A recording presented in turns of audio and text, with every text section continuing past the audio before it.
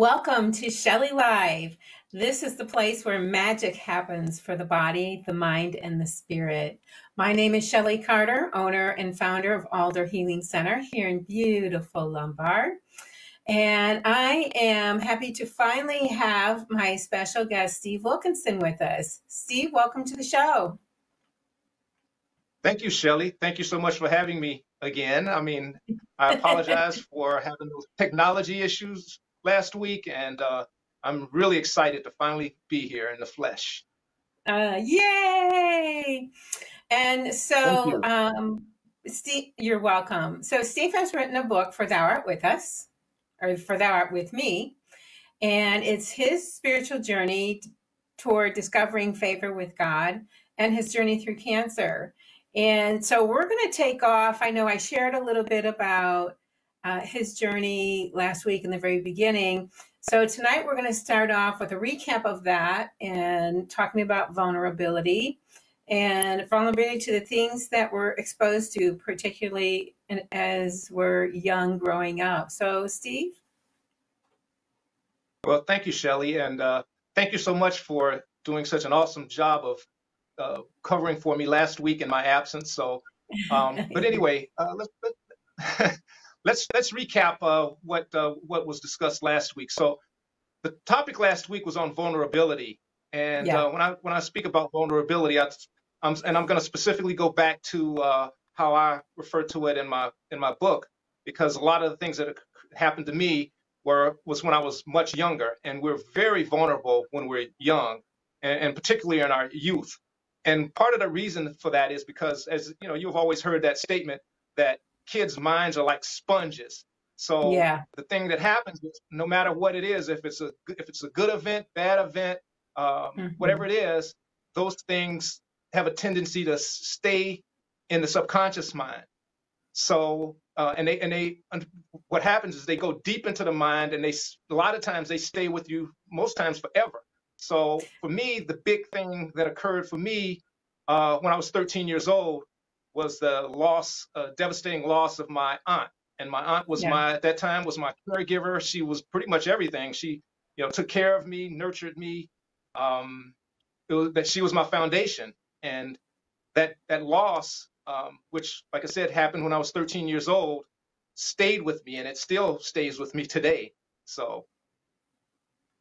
Yeah, and I think part of, when you look at trauma and you look at when we're children, we do not have the ability to process things as we do as an adult. So it's like a lot of those situations and circumstances stay stuck in our body somewhere, or stay, like you said, stay in the subconscious, where we move forward in life and we do certain things, but really don't fully understand, why do I keep doing this? And why can't I stop doing that? And so it raises up and brings up insecurities as we are adults, and not really fully understanding the implications of the things that we have gone through or have witnessed as a child, even as young as experiences when we're in utero. So what do you want to say about your aunt and what she was going through and the impact that had on you? So obviously, like I said before, the loss was it was so devastating to me, especially at the time, having lose somebody that literally just took care of me and nurtured me, and like I said, it was my foundation. And the thing that I've noticed is that it shows up. It still shows up, that loss, and it shows up in my relationships. What happens is, when you have this a thing like a devastating loss to occur in your life, and especially when I was so young, over time I developed what I would refer to as a defense mechanism. And that defense mechanism, unfortunately, it showed up in many of my relationships. And it's about that loss. And I've noticed that a lot of times when I'm in a relationship, it's almost like I get closer. As I get closer to the person in the relationship, I have this tendency to start pushing away, and it's that fear of loss. Yeah. So So what are some of the ways you would push people away? Or can you share more about how that actually shows up? Because you've not had just one loss, you've had multiples or multiples in Oh, close succession to each other. oh yeah. So for me, what happens is the way it shows up most times is as I get closer to a person, I have this tendency to start pushing away. And it's been a number of times where I've heard it. It's not, it won't be, it wasn't, I've heard it many times in relationships where um, my partner will say, hey, you're kind of on, you got one foot on this side and one foot on the other side of the fence. So I'm like always straddling the fence. And I can't tell you why. I mean, the only thing I could say is it's something that's deep in my subconscious that has this fear that if I'm going to I'm going to lose the person. Because I will say this as I think back on that relationship that I had with my aunt, and at the time, when I was so young and vulnerable, the thing that occurs to me, and I thought about this the other day, is um, it was just in a question. It was a question, and the question was, why did you leave me? I needed you, Yeah. and you left me. Yeah. So now you're in a position where you find that you pull yourself out before the relationship can really get rock solid because it's too close. Before it gets too close. Yeah, and consequently, what happens is um, I'm usually not the one that leaves. Usually, the other person, eventually gets the message and says, "Hey, you're not fully in this thing 100%. So, Hmm. um, you know, so I'm gonna move on." Yeah. So then there's the part of, how do you work through that? Uh, well, I will say this, it's been very difficult. And to be honest with you, I wish I had the answer to that. Um, the only thing I will say is, you know, obviously, I've done quite a bit of work in the area of self-development. I mean, obviously you were one of the ones that um, introduced me to things like Landmark, and we've done a lot of work around that. And um, Yeah. but it's a battle. But one of the things I will do is I think one of the first areas that you have to look at um, when you're dealing with anything uh, such as something like this is, you really got to look at yourself inside. And one of the things, and look at yourself in the mirror. And one of the things I will say is that when I look at my past relationships, and especially the failed ones, um, I have to say, yeah, who's the common denominator? And that would be me. Yeah. Now, something you were sharing with me, and this has been over time, is that cancer has been a part of your life or part of, I'll say, your family lineage for as long as you can remember. Hmm.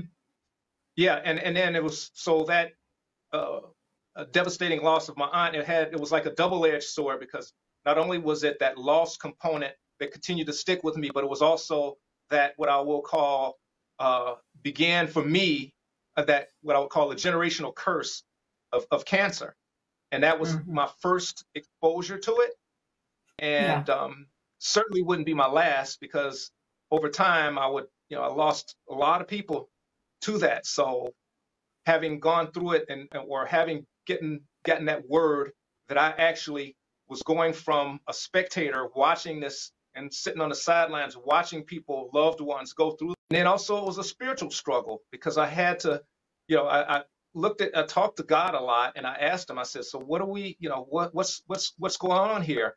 Hmm. Why, you know the history and you know what I've seen, you know what my eyes have seen. Why am I dealing with this? What is it? What is it? You uh, help me here. So, And did he? and well, I'm sitting here right now, 8 years later. Certainly, he did. Hmm. Um, yeah, we'll get into that discussion a little bit later because there were a number of events that took place um, that are just I'll say literally miraculous. But we can talk about those later. But yes, he certainly did take care of me. Yeah. And So I will say this, and I was able, oh, go ahead. I'm sorry. No, go ahead. No, and I was going to say, and one of the things that I mentioned earlier on when we first got into this discussion about cancer was this generational curse. So I'll say that, yes, he did take care of me, and I did break that generational curse that had affected my family for generations. Now, in the process of your journey, you have learned that you have certain spiritual gifts. So yes, do tell. Do tell. Well, I found that out probably when this was probably a few years before before I got sick, and I was actually going through one of the more challenging periods of my life. And when I found out, I was actually going through a divorce, and I had a job that was just absolutely toxic. And my mother's brother found out that I was just struggling. I mean, emotionally, spiritually, I was just struggling. So he took me in with his, he and myself went into a consultation with his pastor, who they called the Rev. And the Rev, you met the Rev. He's, people considered him a prophet. And when I first heard that, I says, okay, prophet, okay. And I was, wasn't exactly a believer at the time, but after having seen him work, of course, yes, you and I both know. But anyway, so the Rev brought me in and told me a few things about myself, gave me a couple readings, and he told me, first thing he told me was you need to get your system cleaned out. And you know how I am, I'm an extremist. So if you tell me to get my system cleaned out, that means I'm going to go to the extreme. So I said, okay, that means I need to go get hey, it's not just that. If somebody tells you anything, you go to the extreme. So anything, not just that, anything, I go to the extreme. So in my search for someone to do this colonics, which I had no idea what it even entailed, I started looking through the phone book, and I started looking. I says, oh, look at this. I see this name, Bodywork by Shellie. Oh, interesting. So I called. So that was a very instrumental piece in me. This whole thing with the colonics and the nutrition, and was a very key part of me getting through this. Getting through that cancer. But anyway.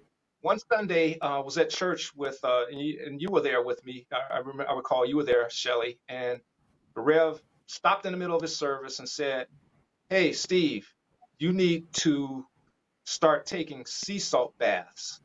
Yeah. He says, because you're reaching this level of spirituality, and if you start taking these sea salt baths, a whole new world is going to open up for you. And I followed his direction. And what do you know? A whole new world opened up for me. The sea salt bath. The sea salt baths would be what I would call, you hear a lot of people talking about going into their closet. Well, the sea salt bath for me was one of my means of going into the closet, because I would get in the sea salt baths, and it would usually be in the dark.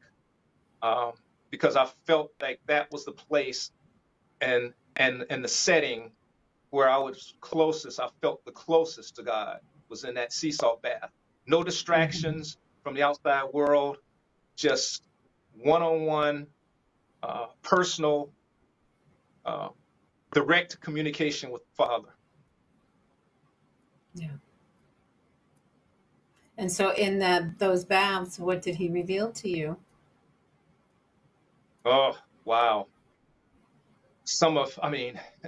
You have no idea.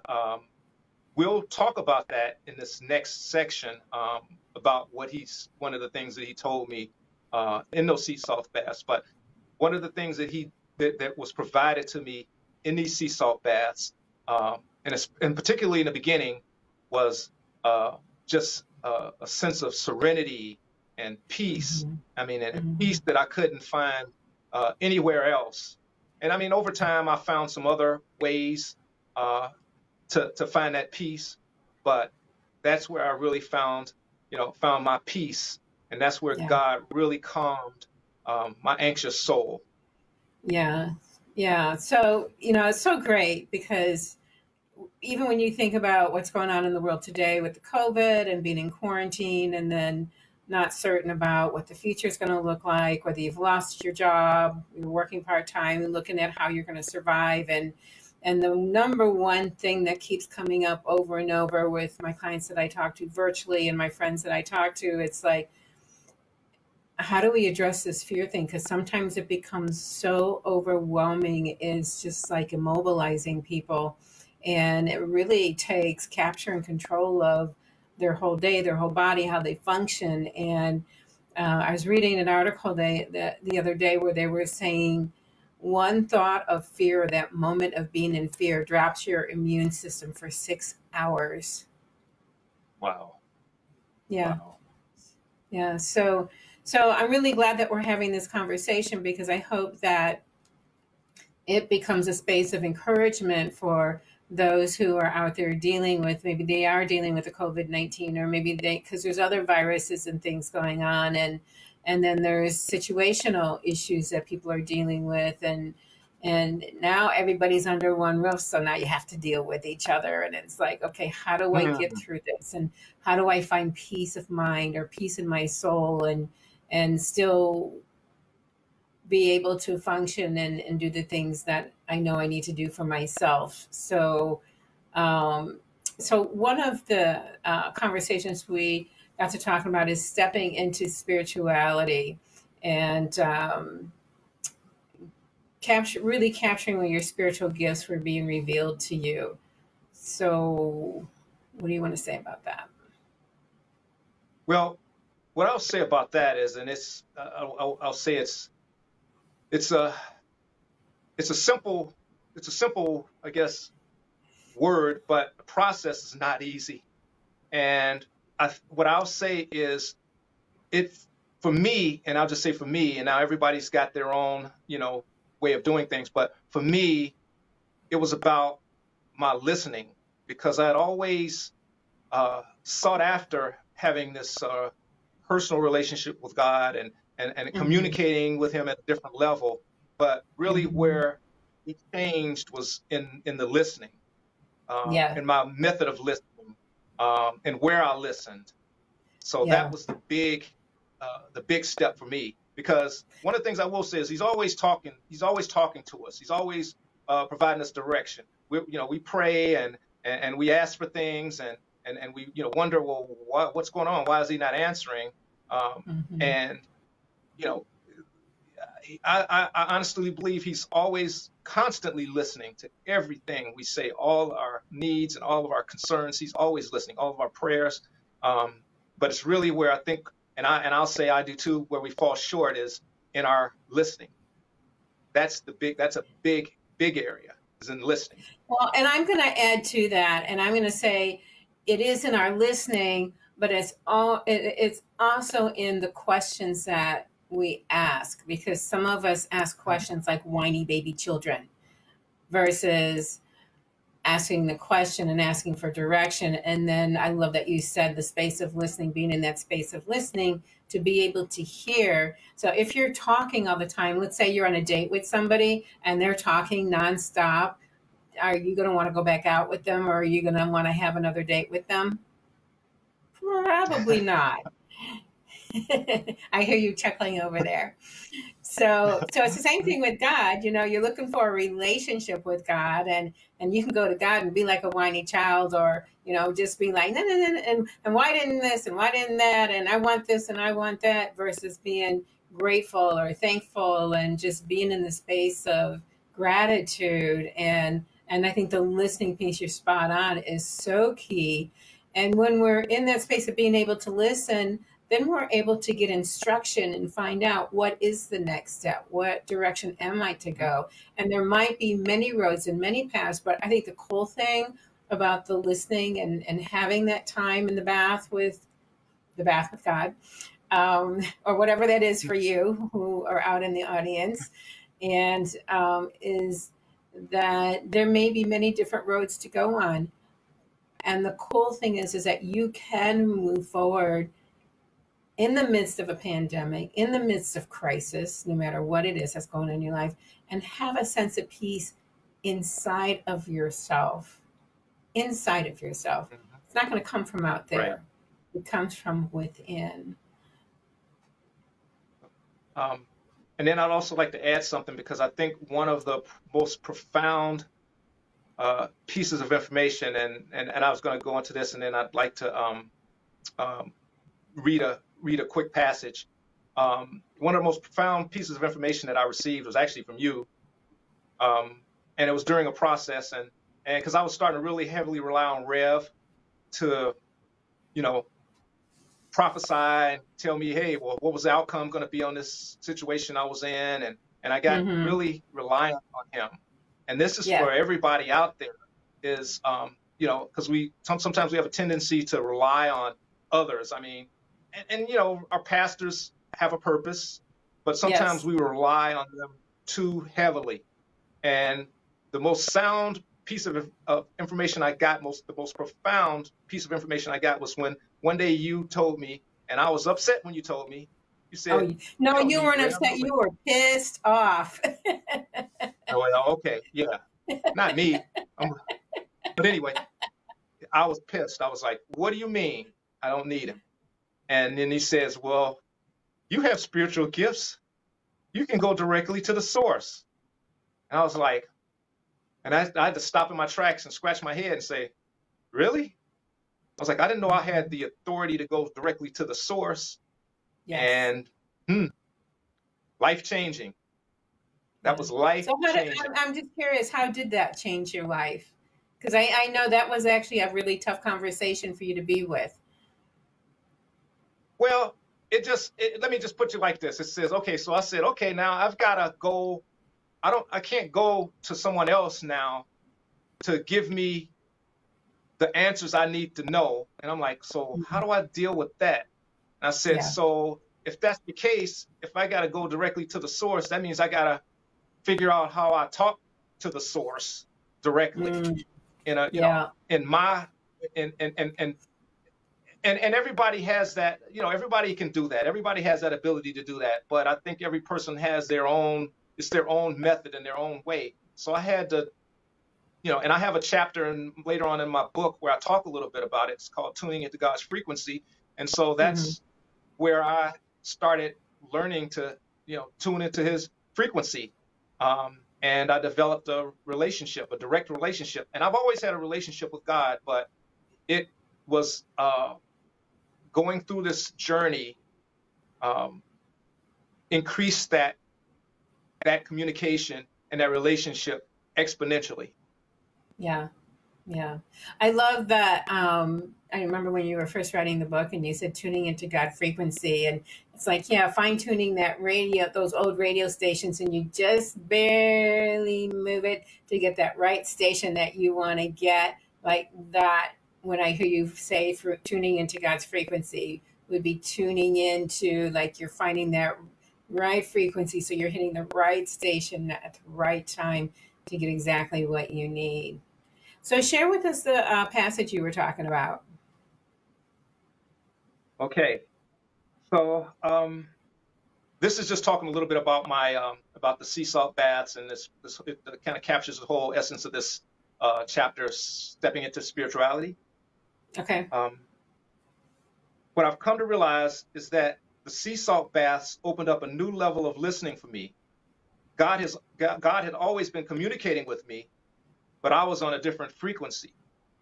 As I tuned into his frequency and away from that of the world, I began to get answers to many of my questions and to see things that I had not been able to see. It was also in this setting where I began to understand the importance of seeking and listening to God in the darkness. Ironically, that same knowing that had been revealed to me early in life that seemed to be always revolve around death would begin to serve me in a different fashion. Because of Uncle Warry's influence, I would be led in a new direction where I would encounter those like Shellie and Rev Walker. They intuitively knew that I had a higher calling and assisted in opening up a new world for me. This would extend beyond what religion could provide for me or what I even knew to seek after on my own. It would extend to creating a personal one-on-one relationship with God and connecting deep into the metaphysical and spiritual world. In that day, you will know that I am in my Father, and you in me, and I in you. John 14:20. Awesome. So we're going to take a break, and when we come back, we're going to talk about the breath of life. And one of the things I love about, one of the stories I love in the Bible is about how God was in communion with, or conversation with Elijah, and they're in the city of dry bones, and how he breathed, how he had Elijah breathe the breath of life into these bones. And so we're going to come back and talk about the breath of life. We'll be right back.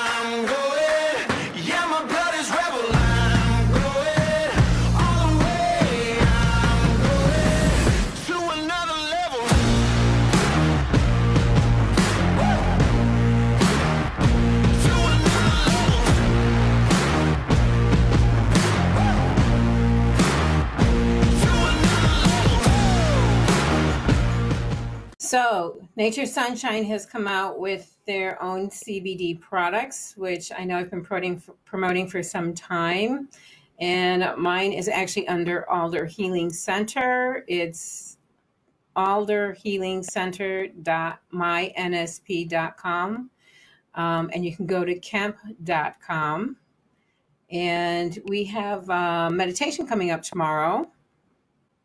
And I'm going to talk a little bit.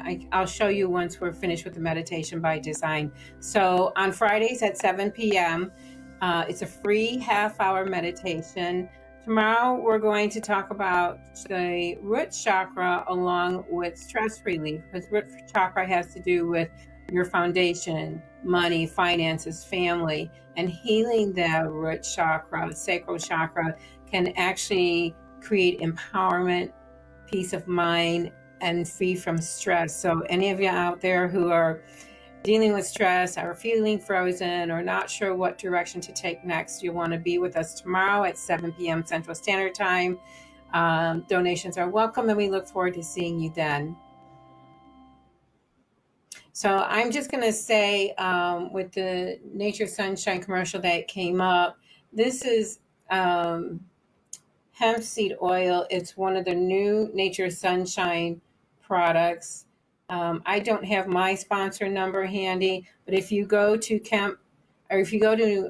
Nature Sunshine or alderhealingcenter.mynsp.com, you can actually get the hemp seed oil there. It's hemp zero, so there's no THC in it, so anybody from around the globe can get it. I'm just saying this stuff works. So those of you who are on the front line, those of you who are nurses or police officers, and where you're worried about getting tested, but yet you're dealing with the daily stresses and you just need your body to calm down so you're able to sleep at night due to the things that you're seeing on a daily basis. It's the hemp seed formula, and it's activated by terpenes, and it's full spectrum. So they use the whole plant. So you're getting over 134 of the cannabinoids in your system, which helps with relaxation, de-stressing the body, calming down the nervous system. And so we're going to jump right into, Steve, was there anything else you wanted to bring in after reading the passage, or should we jump right into the breath of life? Jump right in. Breath of life. Okay. All right, jump. Okay, so the breath of life, that was oh wow, uh, almost an undescribable event. And the setting was I had just gotten diagnosed with cancer. I was in the first probably first week or so of having been diagnosed, and oh, I was in a wreck, an emotional wreck. I was an emotional roller coaster, up and down, up and down. Um, this test, that test, and much uncertainty. I mean, the doctors didn't really know because they were still testing and trying to determine the extent of this thing, and we didn't know whether it had spread or. And the only thing I could think of in my mind was what I had seen before with all these the loved ones that had seen succumb to this thing in the past. And so, I mean, I was in a state of really in a state of grieving, and the grieving was as if I was grieving for my own death. Yeah.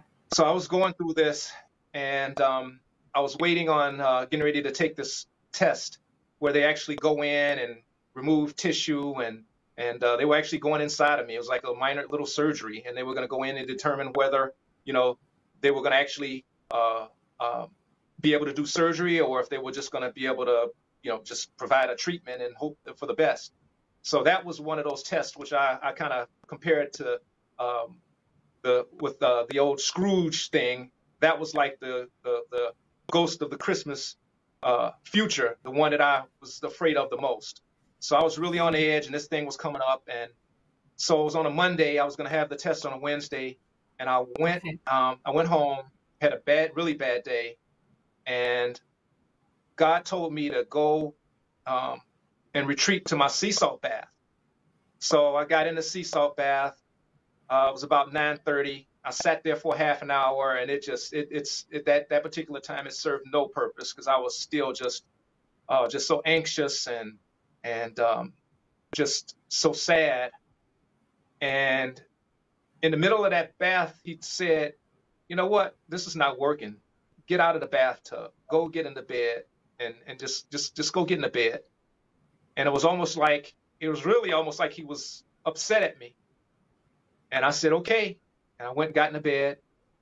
About 2 hours later, I literally, and it's, like I said, it was, I don't know. I can't even describe it even well in my book, but I sat up in the bed, and the air just felt like the air was sucked out of the room. And I gasped for breath. And as I started trying to gasping for breath, in an instant, a wave of air came in and filled my lungs. And I guess the scariest thing about it, I don't even know if I want to call it scary. I guess the most significant thing about it was at that point, in that moment, it was like the whole room was filled with peace. Mm. So I know your next question might be, well, how do I know it was God? Well, let me just say this. I've never felt any peace like this before. This is like the peace that's described in the Bible, that the peace that surpasses all understanding. This was perfect peace, because I went from that point on from being, you know, in fear and uncertainty and concern and, you know, just all these heavy burdens over my shoulder to having all this heaviness and these concerns and all that stuff, just literally after a month's worth of all of this heaviness released in the moment. Mm. I've never felt that kind of peace before. As a matter of fact, I've never felt anything like it before. So I can't, let me just say, it's no question in my mind that God stepped into that room. And I think I mentioned this to you before. He knew me. He knew, you know, he knows everybody. He knows, like they say, he knows the count of every hair on your head. Yeah. And he knew that I'm a person that's anxious, and so he said, hey, if I'm going to preserve this guy, I better give some kind of revelation to him, because his anxiety and fear will kill him before the cancer. So. Well, we know that your mind can get the best of you, and sometimes it's hard. And I think it's for a lot of people that are out there. Once your mind starts going, it's kind of like that hamster on a treadmill, and it keeps going and going and going. And it's like, okay, how do you get that to stop? And so, and one of the things I know about you is like your hamster is like on steroids, going as fast as he can. So it's like, how do you calm that down? So yeah, did you call it a gerbil? I said turbo. I'm a hamster with a rocket with a jetpack on my back. Yeah. So I think for you to be in that space to actually, now, do you just know it as a knowing? Did you hear it? Was it a feeling? And so how did that information come through to you? And I'm asking because people feel and sense things in different ways.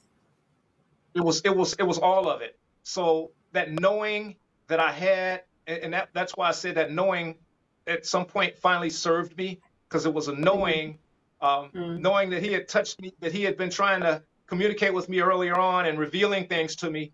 But that knowing that I had before that always seemed to revolve around death when it came to one of my loved ones showed up differently for me this time, because that knowing was knowing that, oh, this is going to be taken care of. I'm gonna, don't worry about that. I'm gonna take care of it. But it was all of the above. It was a knowing, it was a feeling, it was all of the above.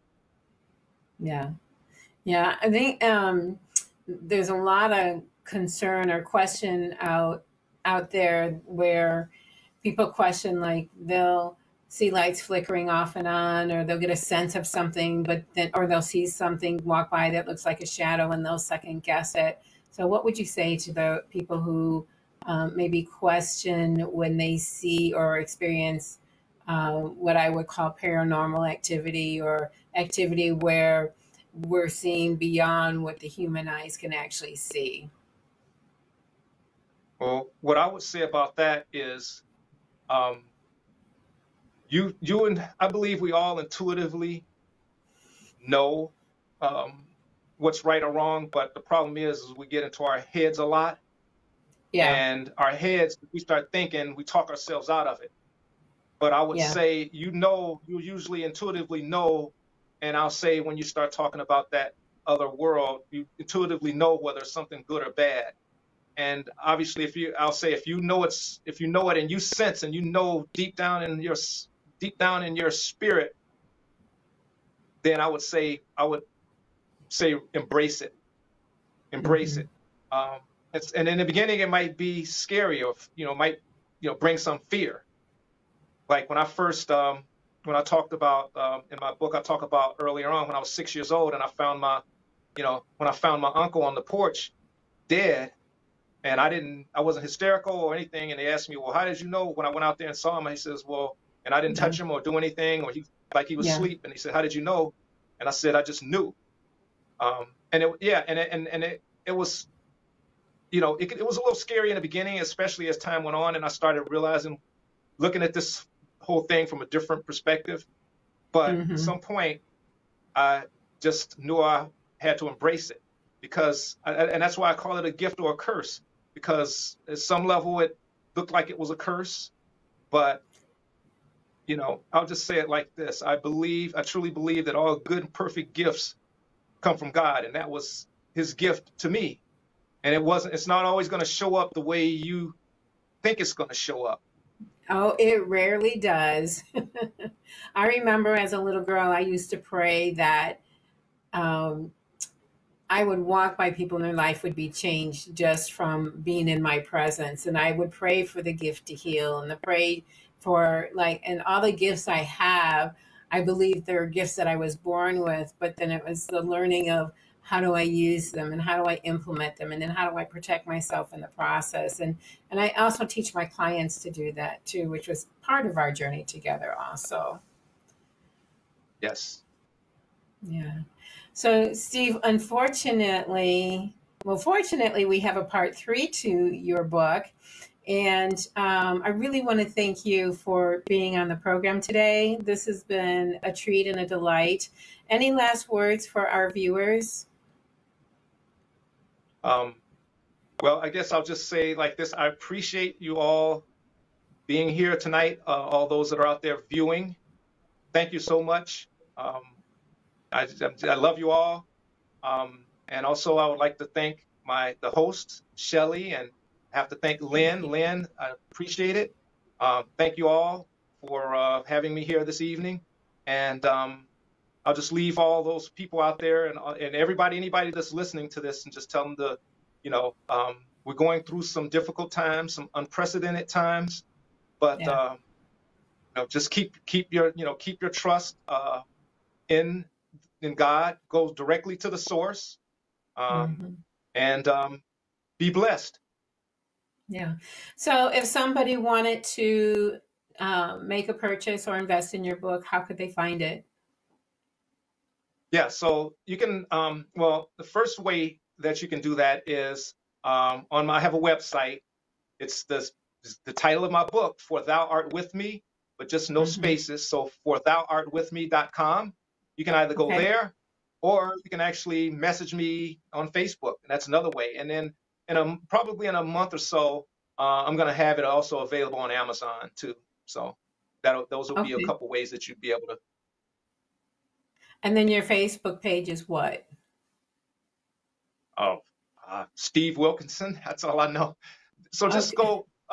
Anybody that's out there that's already got me as a friend on Facebook, you can just go obviously there and just message me. But otherwise, the best way to go at this point for those that don't have me as a friend would be just to go to my website, and that's once again forthouartwithme.com. No spaces in between. Okay. And then next week's topic is, hey, Steve, are we going to go with I Ain't No Superman? Yeah, you want to hear that one. That's something for everybody.